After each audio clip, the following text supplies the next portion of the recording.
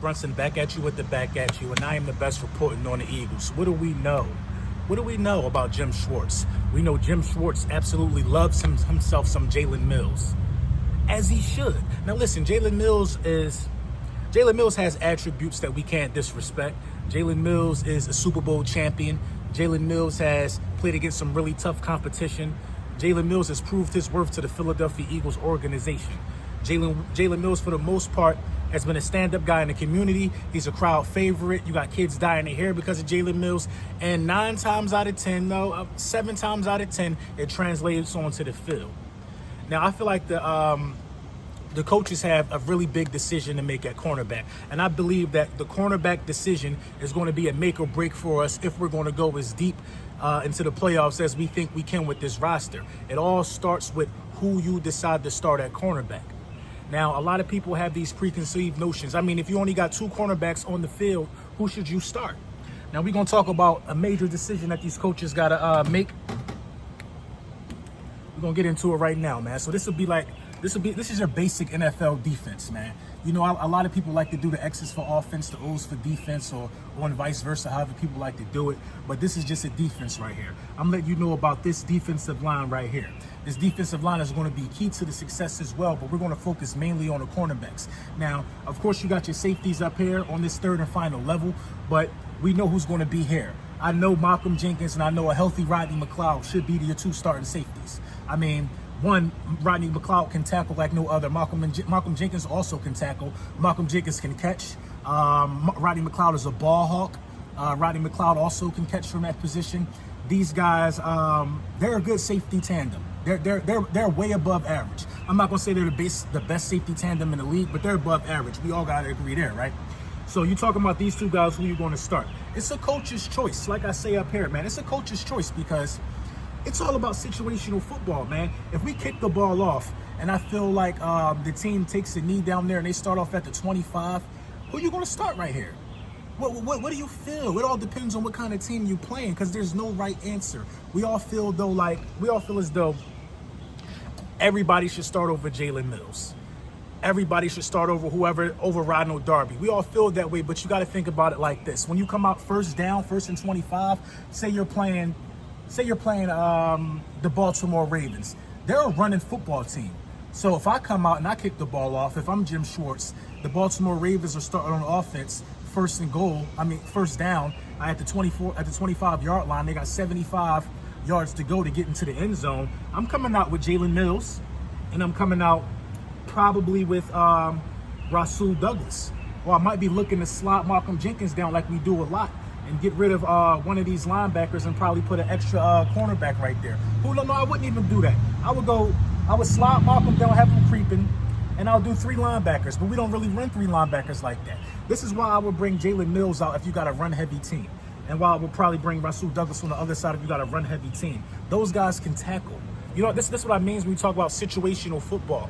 Those guys can tackle. So if the Baltimore Ravens are planning on pounding the football on us, we got 2 tackling cornerbacks, we got a great defensive line, and we got a really good tackling safeties. You know what I mean? Which we should be able to stop the run a lot this upcoming season. Everybody's healthy. You know, as it pertains to cornerbacks, it's all situational based. So now you got this same defense, and you got these guys in a 3rd and 8.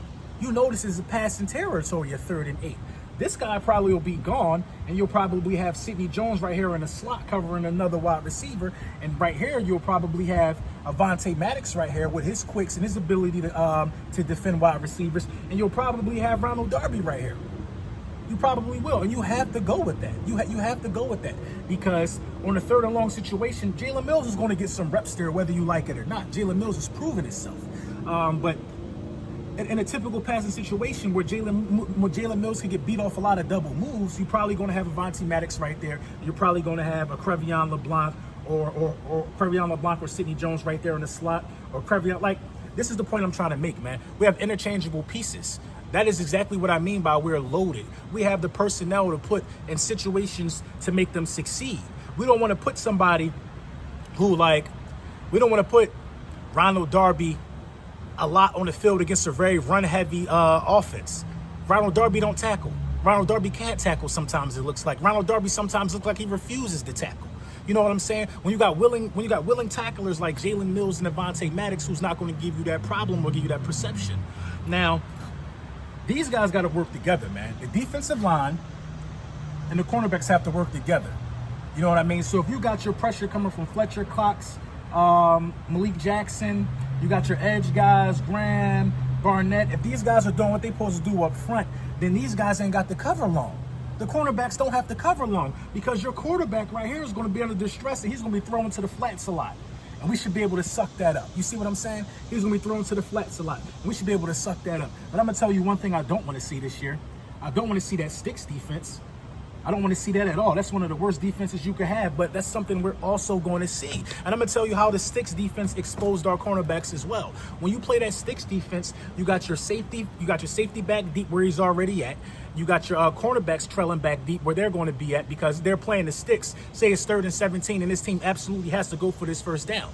Now, they don't absolutely have to go for the first down, but we think in our minds that they're going to go for it. I don't know why Jim Schwartz thinks everybody is going to go for a 3rd and 17 or something like that. But anyway, when you play in that sticks defense, it leaves the underneath wide open. So if you don't have cornerbacks who are going to be able to run out and tackle that screen pass, because that's how you really beat a sticks defense. You throw the ball 5 yards and get the rest yards after catch. These guys are fast NFL athletes. So if you don't have cornerbacks who can read the screen and react to it and get down there fast enough and get the tackle before these guys can get the first down, then you just played yourself. And I feel like situational football comes into effect when you can play yourself and you don't have the right personnel out there. I'll give you an example. The sticks defense bit us in the ass against the Tennessee Titans in that Tennessee Titans game. We played sticks defense. We had the game won. You know what I mean? We should just play regular defense. It's Marcus Mariota, for God's sakes. I mean, he's a serviceable quarterback, but he ain't no goddamn Peyton Manning in his prime. We play sticks defense. We have Corey Graham out there. Corey Graham. They throw the ball right to Corey Graham's side, who has zero awareness of the play. And they run and they get the yards after the catch for the first down. We got the personnel.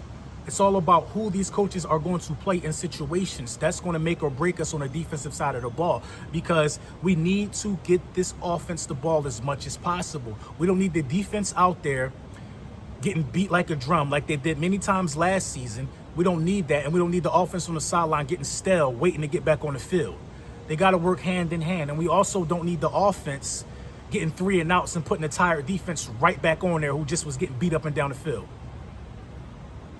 Now, I believe this is the first big decision that the coaches got to make about who they're going to start at the cornerback position. The second biggest decision will be at the linebacker spot. We're going to get to that later this week, man. Let me know about your comments, man. Lord Brunson back at you with the back at you, and I am the best reporting on the Eagles. And FYI, there is no right answer of who they should start at cornerback. It's all situation-based, man. Let me know what you think in the comments.